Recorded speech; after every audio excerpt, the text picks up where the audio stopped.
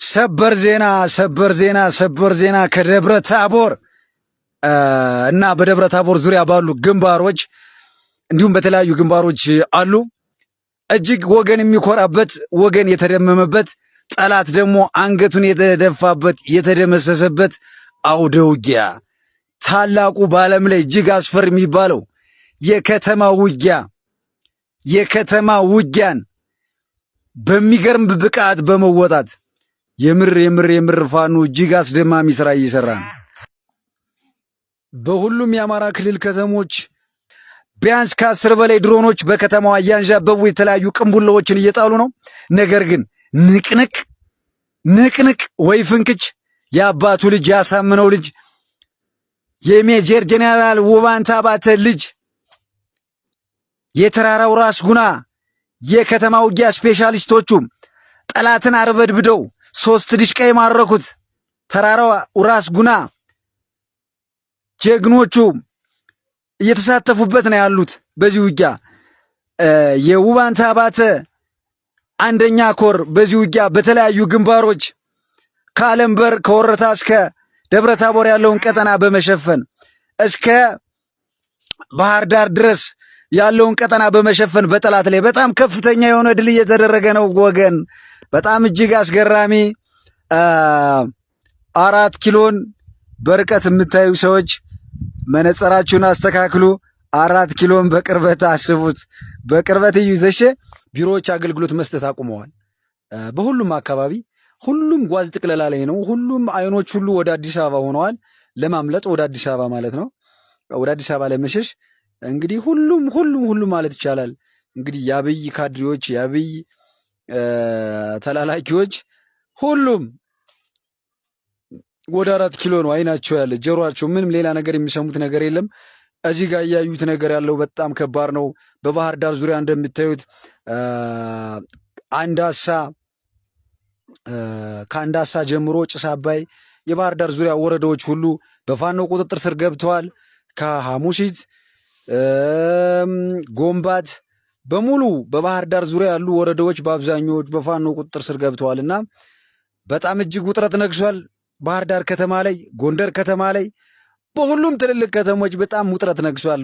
ወገንና ሻንጣ ጠቅልለው ቀጥሏል።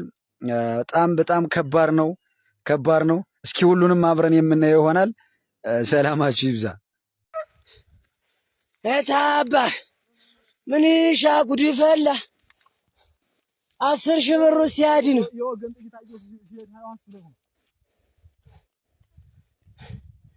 አስር ሺህ ብር ያዲ። አሁን እንግዲህ በከተማችን እንገኛለን።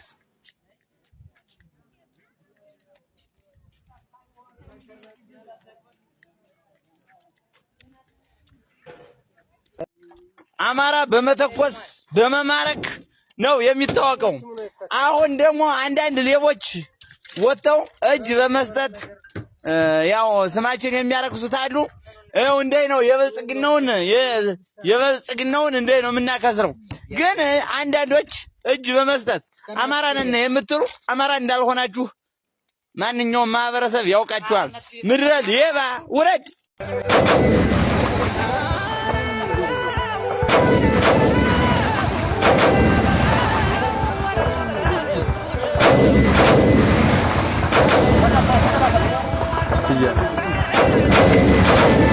የነበረው ሁኔታ ይሄ ነውና ብዙ ጊዜ ከተማ መግባት መቆጣጠር እንትን አይደለም። ግን ያው ብዙ ከተሞች ላይ ገብተን እንትን ባልናቸው ከተሞች ንጹሃንን እየገደሉ ስለሆነ ከዚህ አኳያ ነው የሚል የህዝቡን ሞራል መገንባት ያስፈልጋል።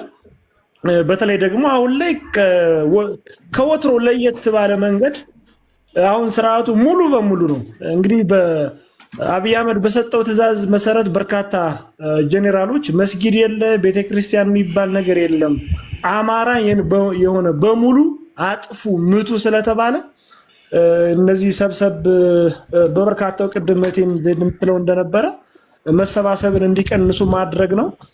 ከዛ በተረፈ የህዝባችን ሳይኮሎጂ ስነልቦና መረዳትና እንደው በተወሰነ መንገድ አእምሯቸውን የመገንባት ስራ ያስፈልጋል ከስር።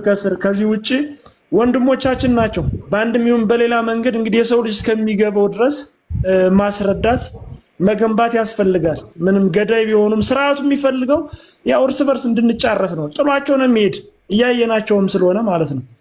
ስለዚህ ከመግደል እንደው ሰብሰብ አድርገን የተሃድሶ የአቅም ግንባታ ስራ መስጠት ምናልባት እርምጃ መወሰድ የሚገባቸው ሊኖሩ ይችላሉ። እነሱን ደግሞ እንደ ተቋም ደረጃ ምክንያቱም ብዙዎቹ እኛ የወጣንለትን ዓላማ የወጣንለትን ለማሳካት ሲባል ስሜታዊ ቤተሰብ የሞተብን ወንድሞቻችን ጓዶቻችን የተሰዋሉና በዛ ስሜት ፈጥኖ ከቤተሰብ ጋር ንጹሃንን የእነሱን ቤተሰብ ሌላ እርምጃ እንዳይወሰድ በብስለት መጠንቀቅ ያስፈልጋል። ጦራችን ላይ በደንብ ስራ መስራት ይጠበቅብናል። መረሸንም ካለበት በተቋም ደረጃ መረጃ ማስረጃዎች ሲሰሩ የነበሩ ነገሮች ተጣርተው ተመርምረው በዛ ልክ እርምጃ እንዲወሰድ ማድረግ ነው እንጂ አሁን ከተማ በገባን ቁጥር የምንወስዳቸው እንትኖች ከህዝባችን እንዳይነጥለን ትልቅ ጥንቃቄ መደረግ መቻል አለበት የሚል ነው። እንደ ጓድ አንተ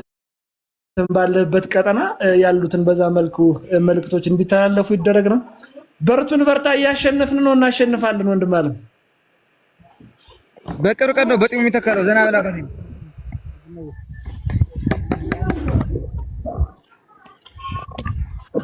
እሺ ደጉ የሚለውን አካውንት አስገቢልኝ እስኪ ታናሽ ወጣሽ ደጉ የተባለ ሆና ገብተህ ተሳደብ ውስጥ ግባና ስለበን ቢኒ እየተዋቸው እባክህ ተሳዳቢዎች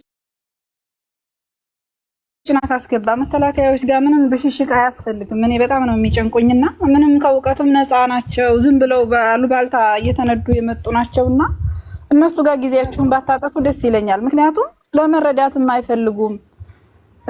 በቃ እኔ ምን ልበልህ ቢኒዬ እንስሳ አይነት ነገር ነው እናስተሳሰባቸው። እነሱ ጋር ባትደክሙ ነው የምልህ። ክርክር ምንም አያስፈልግም። በቃ በተግባር እያዩት አይደለም።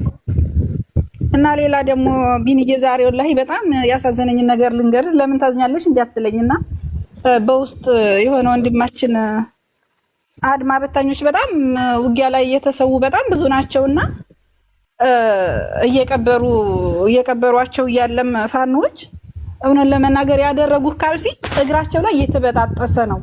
የለበሱት ልብስ ሚኒሻዎች ናቸው ተብለው ቡጭቅጭቅ ያለ ነው። በቃ ያንን እንኳን ለማይቀይርላቸው መንግስት እንደዚህ ሆነው ሲሞቱ እኔ በጣም ተሰምቶኛል። አሌክስዬ እንደ አማራነቴ አንድም አማራ ባይሞትብኝ ደስ ይለኝ ነበረ። አብይ ግን በሴራ እኛን ራሳችንን በራሳችን ነው የሚያጋድለንና